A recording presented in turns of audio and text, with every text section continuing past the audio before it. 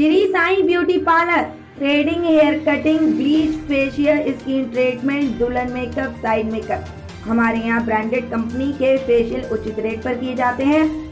दुल्हन lehenga, side lehenga, jewellery किराए पर दी जाती है और हमारा पता है Namami complex, Kiledar market, Mahavirpura, Lalitpur. Mobile number 8707414900। नमस्कार, मैं हूं आपके साथ शिवानी शर्मा और आप देख रहे हैं Lalitpur live TV. Lalitpur live TV में आप सभी का एक बार फिर से बहुत बहुत स्वागत है। आइए नजर डालते हैं आज की 10 बड़ी खबरों की तरफ। तब तक बने रहिए ललितपुर लाइव टीवी के साथ।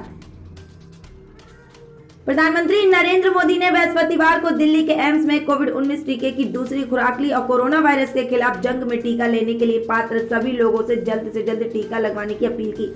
उन्होंने ट्वीट किया कि आज एम्स में कोविड-19 टीके की दूसरी खुराक लिए वायरस को हराने के कुछ तरीकों में टीकाकरण भी एक तरीका है। अगर आप टीका लेने के पात्र हैं तो जल्द से जल्द टीका लगवाएं। covid.gov.in पर पंजीकरण। मुख्यमंत्री योगी आदित्यनाथ ने आरोप लगाया कि ममता बनर्जी सरकार की सहानुभूति गौ हत्यारों, गुंडों व दबंगाइयों के साथ है। उन्होंने चेतावनी भरे लहजे में कहा कि टीएमसी के गुंडों को सुधर जाना चाहिए। इस वक्त बहुत कम बचा है। भाजपा की सरकार आ रही है। उन्होंने कहा कि बंगाल में बहन बेटियां सुरक्षित नहीं है। भाजपा की सरकार बनने पर यूपी की तर्ज पर पश्चिम बंगाल में भी एंटी रोमियो स्क्वाड बनाया जाएगा। राहुल गांधी के खिलाफ अयोध्या के एडीजे प्रथम अदालत में एक और मामला दर्ज हो गया है। राहुल गांधी के खिलाफ अब एडीजे प्रथम कोर्ट में अब 2 केस चलेंगे। साथ ही राहुल गांधी ने प्रधानमंत्री नरेंद्र मोदी के परीक्षा पे चर्चा कार्यक्रम की पृष्ठभूमि में उन पर कटाक्ष करते हुए कहा कि खर्चा पे भी चर्चा होनी चाहिए।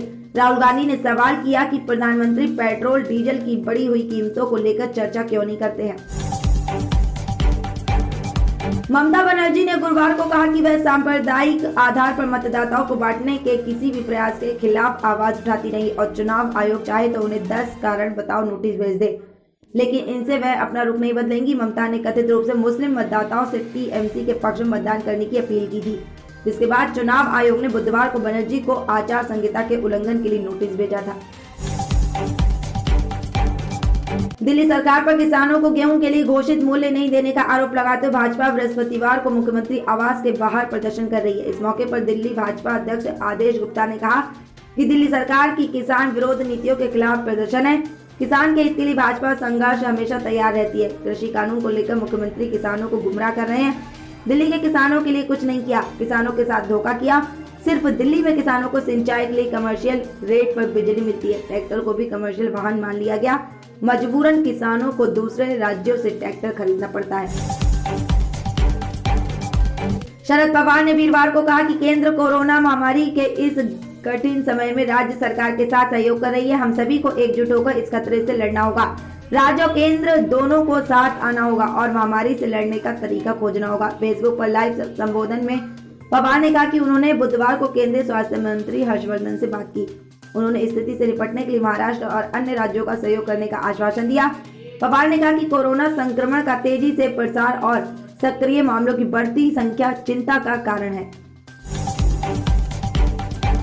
केंद्रीय जांच एजेंसी प्रवर्तन निदेशालय ईडी के अधिकारियों ने गुरुवार को पीडीपी के अध्यक्ष और पूर्व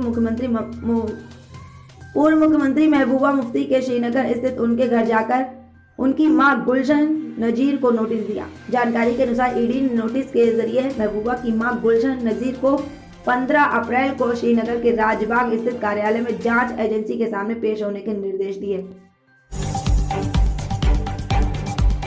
मालपास ने अंतर्राष्ट्रीय मुद्रा कोष IMF और विश्व बैंक की वार्षिक बैठक की शुरुआत में मीडिया से कहा कि अच्छी खबर यह है कि भारत, अमेरिका और चीन की अगुवाई में वैश्विक वृद्धि तेजी पकड़ रही है।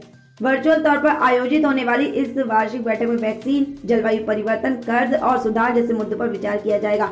मालपास ने कहा कि दिवालिया प्रक्रिया में असमानता के चलते गरीब देश भारी कर्ज के बोझ से जूझ रहे हैं और उनके पास इससे बाहर निकलने का रास्ता नहीं है। सोनम भास्कर बॉलीवुड की एक ऐसी अभिनेत्री हैं जो फिल्मों के साथ साथ अपनी बेपाक बिंदास राय जाहिर करने के लिए भी जानी जाती हैं। 9 अप्रैल यानी कि आज 1988 में जन्मी सोरा अपना 33वां जन्मदिन मना रही हैं। सोरा ने बॉलीवुड में कई दमदार किरदार निभाए हैं। वहीं अपनी हर फिल्म में सोरा ने साबित किया है कि वो इंडस्ट्री की प्रतिभावान अभिनेत्री हैं। इंडियन प्रीमियर लीग के पहले मुकाबले का इंतजार अब बस कुछ घंटों का रह गया है। आज शाम 7 बजे टॉस के साथ ही टूर्नामेंट का आगाज हो जाएगा। पहले मैच में मुंबई इंडियंस और रॉयल चैलेंजर्स बेंगलुरु की टीम आमने सामने होगी। पहले मैच में दोनों टीम किस प्लेइंग 11 के साथ उतर सकती हैं। तो ये थी आज की 10 बड़ी खबरें, और इस तरह की खबरें देखने के लिए हमारे ललितपुर लाइव टीवी चैनल को सब्सक्राइब करें, लाइक करें एंड शेयर करें, ताकि देश विदेश की और ललितपुर की हर खबर बड़ी से बड़ी हम आपको समय समय पर जल्द से जल्द पहुंचा सकें।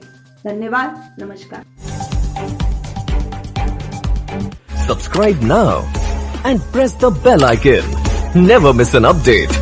Shri Sai beauty parlour, threading, hair cutting, bleach, facial, skin treatment, दुल्हन मेकअप, साइड मेकअप। हमारे यहाँ ब्रांडेड कंपनी के फेशियल उचित रेट पर किए जाते हैं। दुल्हन लहंगा, साइड लहंगा, ज्वेलरी किराए पर दी जाती है, और हमारा पता है Namami complex, Kiledar market, Mahavirpura, Lalitpur. Mobile number 8707414900।